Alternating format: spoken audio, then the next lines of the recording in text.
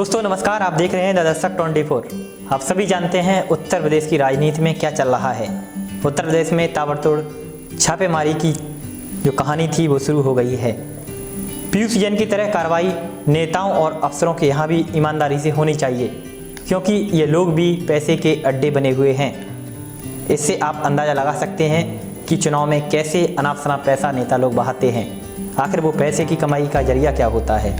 फिलहाल इत्र कारोबारी पीयूष जैन किसका आदमी है, यह सवाल उत्तर प्रदेश की सियासत में सबसे अधिक गरमाया हुआ है। प्रदेश की राजनीतिक तस्वीर को भ्रष्टाचारियों के खिलाफ कार्रवाई के जरिए बदलने की कोशिश की जा रही है। उत्तर प्रदेश में विधानसभा चुनाव होने हैं, इसलिए अब हर मुद्दा चुनावी हो गया है। पीयूष जैन के घर पर छापेमारी के बाद माहौल को गरमा दिया गया है। भारतीय जनता पार्टी हमलावर है, वहीं अब पलटवार समाजवादी पार्टी की ओर से भी ऐसा ही मामला हुआ है। हालांकि इन तमाम राजनीतिक हमलों के बीच सवाल अभी भी बरकरार है कि आखिर पीयूष जैन किसका आदमी है। भाजपा पीयूष जैन को समाजवादी पार्टी का आदमी बता रही है। दरअसल पीयूष जैन का कारोबार कन्नौज जनपद में फैला हुआ है। कन्नौज समाजवादी पार्टी का गढ़ जैसा माना जाता है। ऐसे में भाजपा पीयूष जैन से सपा का लिंक बैठाने में जुटी हुई है।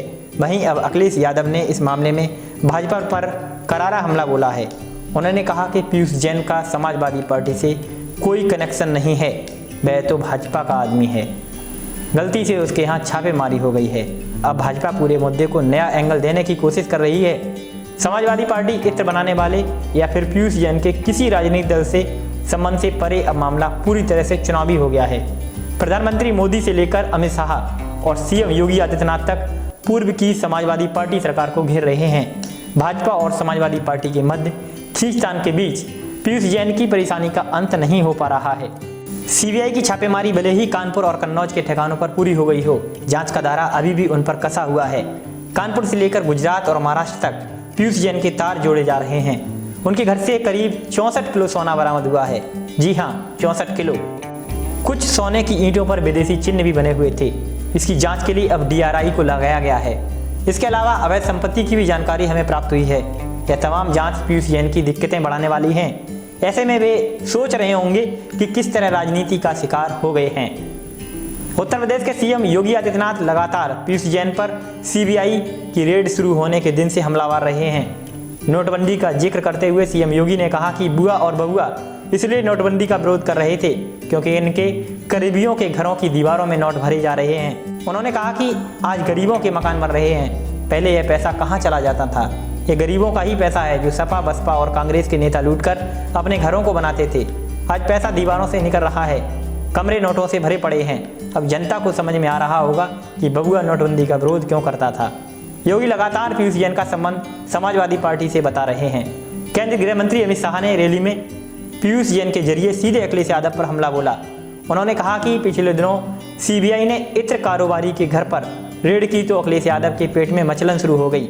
सवाल करने लगे, क्यों रेड लगा रहे हो।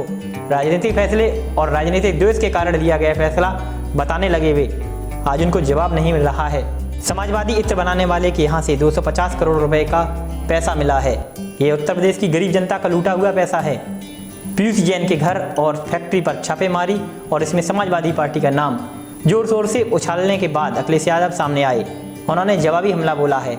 उन्नाव में मीडिया से बात करते हुए अखिलेश यादव ने कहा कि डिजिटल गलती की वजह से भाजपा ने गलत छापा मरवा दिया। पीयूष जैन की तरफ इशारा करते हुए उन्होंने कहा कि वह भाजपा का आदमी है। उन्होंने इसे सरकार की गलती करार दिया। समाजवादी इत्र तो पुष्पराज जैन ने बनाया था। सरकार से क्या गलती हुई कि उसने पीयूष जैन के यहाँ छापा मार दिया। दरअसल समाजवादी पार्टी के MLC पुष्पराज जैन और पीयूष जैन में यूं तो काफ़ी कुछ मिलता जुलता है। जैसे दोनों का नाम P अक्षर से शुरू होता है। दोनों ही जैन हैं। दोनों कन्नौज की एक मोहल्ले की एक ही गली के रहने वाले हैं। दोनों इत्र के व्यापारी हैं, मगर इतनी समानताओं के बावजूद दोनों में कोई संबंध नहीं है, ऐसा अखिलेश यादव ने कहा।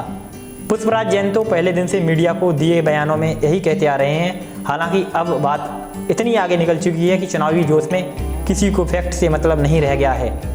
अखिलेश यादव ने कहा कि यह हमारे MLC पुष्पराज जैन थे जिन्होंने हमारे लिए परफ्यूम बनाया था। उन्होंने मीडिया के माध्यम से विज्ञापन दिया कि छापा मारने वाला व्यक्ति SP का है।